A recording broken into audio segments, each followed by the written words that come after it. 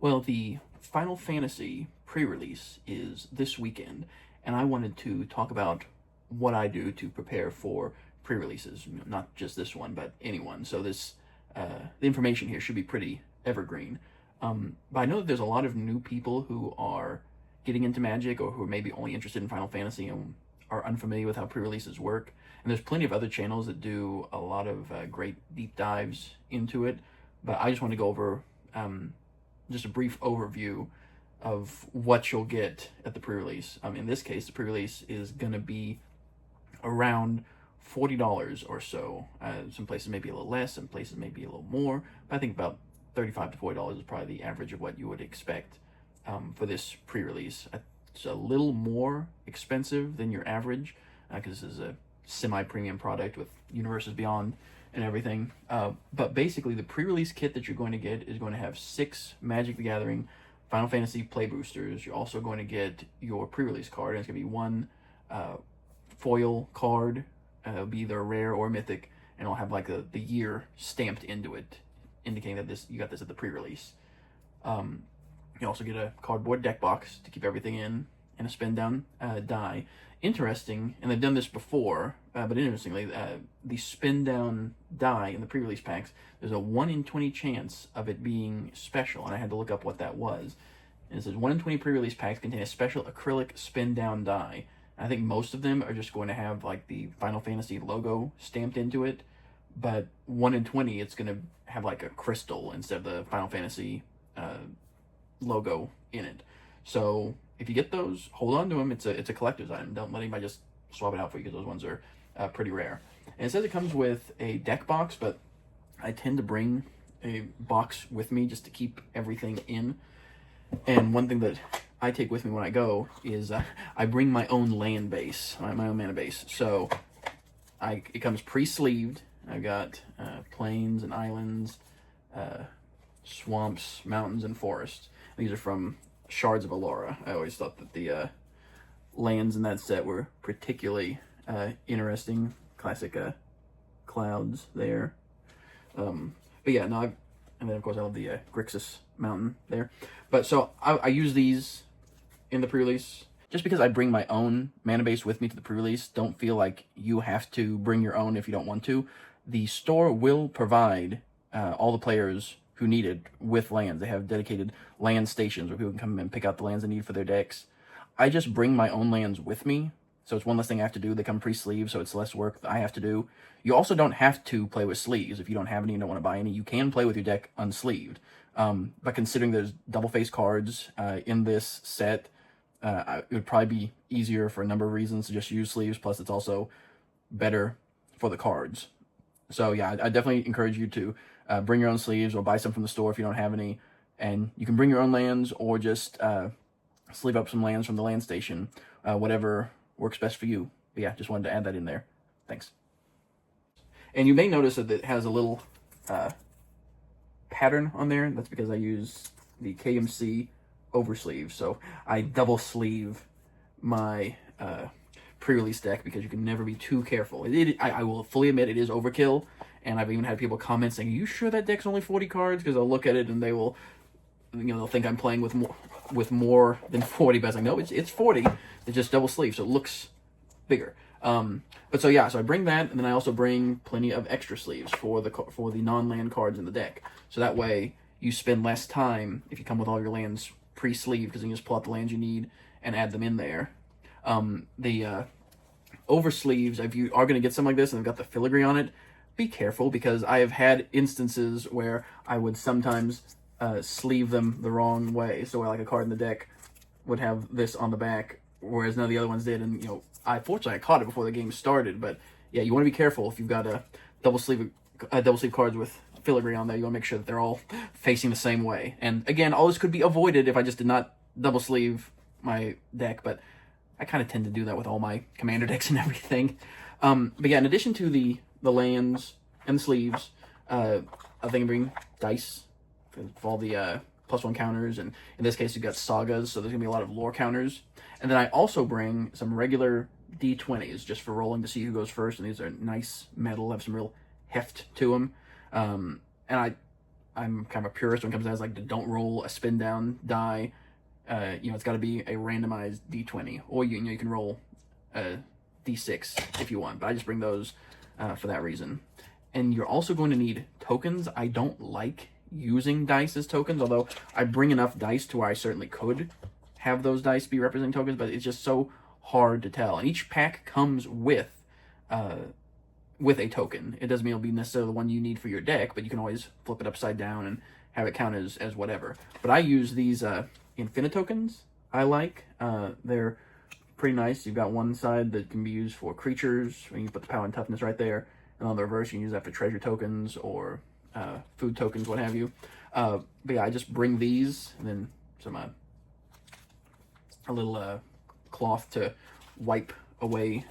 And then also you want some dry erase markers to go with it. And so I brought one for different colors, so I could have red, green, blue, and black, and use orange for white, because it just tends to show up better than, say, using yellow or some other color. But yeah, so use those pins and that. Also bring, they do give you a spin down die, but I like to have this, which you can kind of click it around, so you can go from like 20 to 19. And I like this one. It was kind of made for Commander, but it works just as well in limited format. And I like that one just because when you're clicking it, there's less chance the dice is going to get bumped and you're going to lose your place of what your life total is at.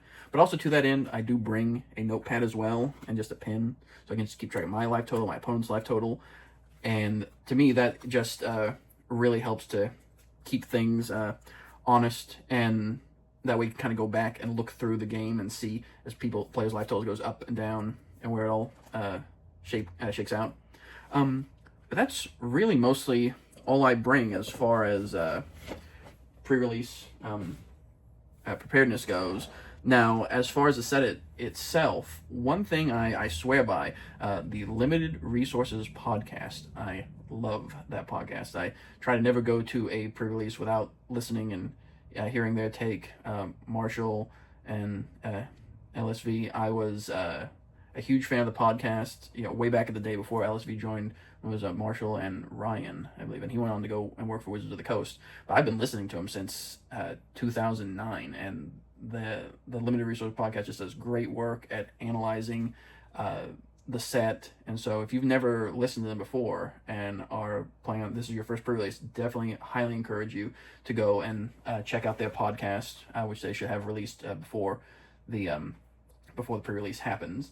Now, when I'm listening to them, I will go on and I will print out a little deck checklist. Now, you're not required to check your deck or check off the contents of what's in it, but I do it just for fun, just to help me retain and remember what I'm hearing from the Limited Resources podcast, because they will, before the pre-release, they'll go over and go through every common and uncommon in the set and give a letter grade to each one. And so what I will basically do is I will look through that checklist, and instead of putting a check there, I will just write the letter grade behind each common or uncommon. And sometimes I may disagree with them. Most of the time I'm, agree with them completely, or they may disagree, and I'll choose which one of their reasonings I prefer and list that one.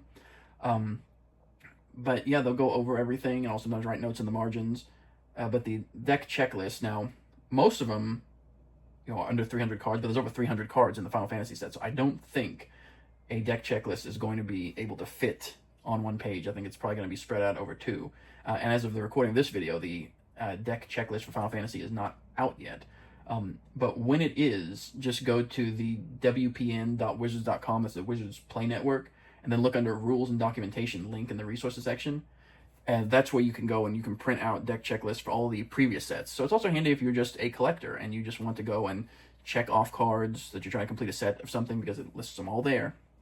But yeah, that's what I would recommend doing, is print off a deck checklist, listen to Limited Resources before you go, or write your notes. And if you don't have time, if you want to just write do your own research, check out Scryfall and look and evaluate the cards all on your own, you can definitely do that too. I just prefer Limited Resources and their takes, their perspectives. Find it very informative, very helpful. And I usually tend to do pretty well at pre-releases. I usually go 2-1 or 3-0 at most of mine. And so it's a lot of fun. I enjoy pre-releases. It's a little different with this particular set with Final Fantasy, with Universes Beyond in general. This will be the first time I've ever been to a Universes Beyond pre-release or event. And my stance with Universes Beyond is I tend to try and avoid it for the most part, just because I'm keeping the Universes Beyond cards wholly separate from my decks. I just don't want to have to worry about keeping up with every new Universes Beyond card and then, miss it, and then years later down the road, it's, up in value, and who knows when or if it'll get a reprint. So I treat it as its own separate game that just happens to use the Magic mechanics. So when I go to this pre-release, I'll have fun, I'll play with the cards, but then I'm not going to put any of them in my decks. I'm going to just probably list them all in my store or use them to trade for other cards. I'll probably get the commander decks for it at some point, and those ones I could keep and just play with those just as they are in the box, not tweak them or change them at all, and say this is just sort of a self-contained Final Fantasy card game thing that can also has cross-play with Magic the Gathering. And that's how I tend to look at Universes Beyond in general. But yeah, I'm really looking forward to the pre-release. It should be a lot of fun. It's going to be a sealed format, and so what that means is you are given 6 booster packs from which you construct your deck. And so when you're building the deck, you're going to want to have, and there'll be a little insert in there that kind of goes into more detail about how all that works. In fact, I think I got one here from one, where it kind of goes over the curve, showing how you want mostly 2 drops and 3 drops, and then a fewer high drop cards. But yeah, you talk about 15 to 18 creatures, 5 to 8 other spells, and about 17 lands. That's pretty standard. And so that's what you'll be doing, is you'll be picking out of those 6 booster packs that you open, you're going to pick like the top 23 cards, and most of those are going to be creatures. And the fact is that there's so many summon creatures, which only stick around for a few turns anyways before disappearing. It's going to be very interesting to see how that impacts Limited, if this is going to mean that will boards stall out, or are people just going to wait for the saga creatures to go away. So yeah, I don't know. I'm going to have to see what happens. I think that removal is going to be possibly at more of a premium, since it's going to be harder for boards to get clogged down with creatures going away. So I think that removal will be even more valuable in this format than otherwise, since those non-saga creatures that do stick around, you're going to want them to stick around a lot more. And I don't know, just in my looking over the pre-release, it seemed like, for how many cards there are in the set, it didn't seem like there was a ton of efficient removal. So I'm really curious if that was done intentionally because of the saga creatures and their nature of not sticking around, if they thought, well, we don't need as much removal since so many creatures are removing themselves one way or the other. But yeah, I wouldn't stress out too much about building your deck. You definitely want to look at the rares or mythics that you're playing, but you also want to see where you have the most playable cards, because the bombs are going to help, like the big explosive cards. They'll help win games, but if you're not supported in the common or uncommon, you might want to, focus elsewhere. And there's nothing wrong with splashing a third color. You're typically just going to pick 2 there, but it's totally fine to splash a third color, especially if you're splashing like red or black for removal, because a lot of the times you're not going to want to play the removal on curve. You're going to want to save it for when you need it. And at that point, you don't have to worry about drawing the swamp on turn 2 to play your, turn 2 or turn 3 to play your 3 mana kill spell, because you may not be ready to use it then. And so you can just hold it in your hand, wait until as the game goes on until you draw the land you need, and then you can play when you need it, more likely than not. But other than that, I would definitely say just try to follow the insert as closely as possible. Don't set your curve too high. Play a decent number of creatures, at least 15. And then most of your non-land stuff, try to have it be removal or card draw. And yeah, I think that should be a fun set. This one, unlike the Lord of the Rings, which was modern legal, this one's going to be standard legal, so the cards aren't quite as pushed, as they're not going direct to modern. And I think that will help to make this a more enjoyable draft experience for old and new players alike. But I'm really looking forward to it, and I plan on doing a video follow-up to this once it's all over, to just let you know how the experience went and what happened. But for those of you going to a pre-release, let me know in the comments if you're planning to go and how you do. All right. thank you so much, and I'll talk to you again later. Bye.